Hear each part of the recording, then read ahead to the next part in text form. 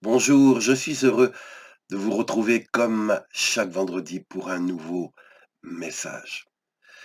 Dernièrement, je réfléchissais à cet épisode dans la vie de Jésus où on amène à Jésus une femme surprise en flagrant délit d'adultère. Et là, tous les religieux l'accusent. Voilà, ils disent, Moïse a dit qu'il fallait lapider de telles femmes, et toi, Jésus, que dis-tu?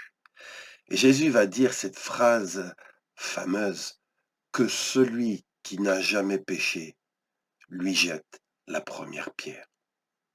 Et voyez-vous, quand on devient chrétien, quand on est chrétien depuis un certain temps, on peut aussi avoir tendance à devenir religieux.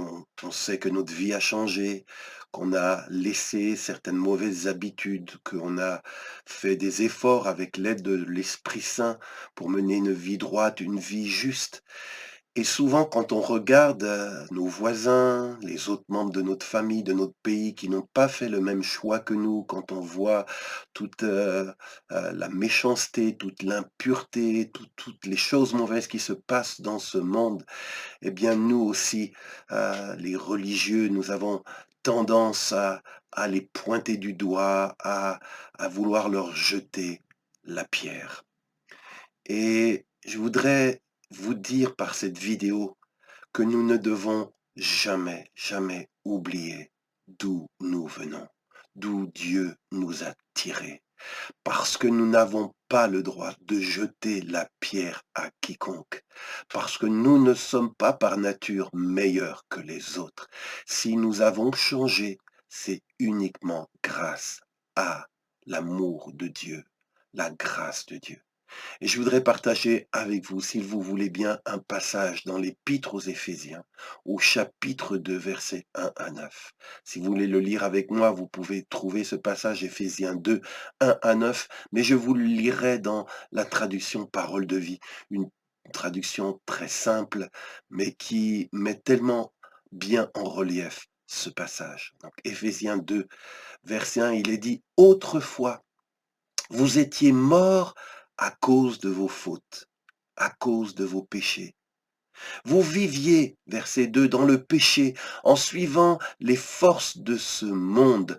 Vous obéissiez au chef des puissances mauvaises qui règnent entre ciel et terre. Ce chef, c'est l'esprit du mal qui agit maintenant chez ceux qui désobéissent à Dieu. Autrefois, dit Paul, vous étiez morts à cause de vos fautes et de vos péchés. Autrefois, vous viviez vous aussi dans le péché. Autrefois, vous aussi, vous suiviez ces forces mauvaises qui règnent dans ce monde. Vous obéissiez à ce chef, cet esprit du mal qui agit chez ceux qui désobéissent à Dieu. C'est-à-dire, vous obéissiez à Satan. Et il continue, Paul, verset 3. Autrefois, nous aussi, nous faisions tous partie de ces gens-là quand nous vivions selon nos désirs mauvais. Oui, ces gens qu'on condamne, ces gens à qui on veut jeter la pierre, autrefois, on faisait partie de ces gens-là. Nous aussi, on vivait. Moi aussi, le premier, je vivais selon mes désirs mauvais. Paul continue, nous obéissions à ces désirs et à nos pensées mauvaises. Et à cause de notre nature, nous méritions la colère de Dieu comme les autres. Qui suis-je pour jeter la pierre? Moi aussi, par ma nature, par ma première naissance, je méritais la colère de Dieu comme les autres. Alors, je ne peux pas me permettre de leur pointer le doigt, mais je peux juste me permettre de prier pour eux, de supplier que Dieu leur fasse grâce et qu'il leur ouvre les yeux pour que le salut entre dans leur maisonnée. Parce que pour nous, il est dit, je lis verset 4, Dieu est riche en pitié et il nous a aimés d'un grand amour. Verset 5, c'est pourquoi à nous qui étions morts à cause de nos fautes, il nous a donné la vie avec le Christ. Oui, vous avez été sauvés grâce à la bonté de Dieu.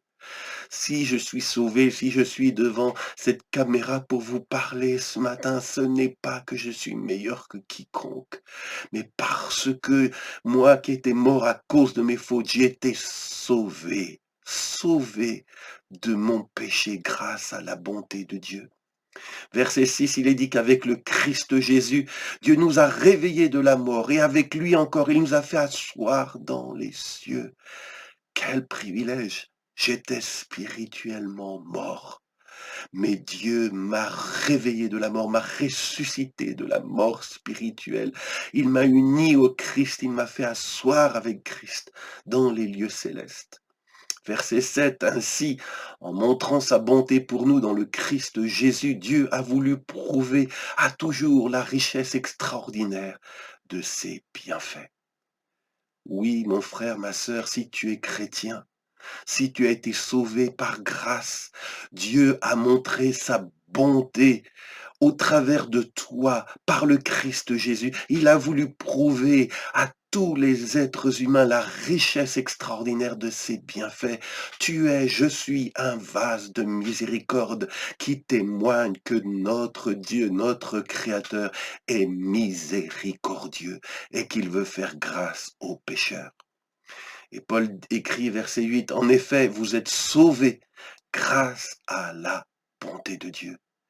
Et parce que vous croyez. Et cela ne vient pas de vous, c'est Dieu qui vous donne le salut. Comment puis-je m'enorgueillir d'être sauvé? Comment puis-je m'enorgueillir d'être chrétien?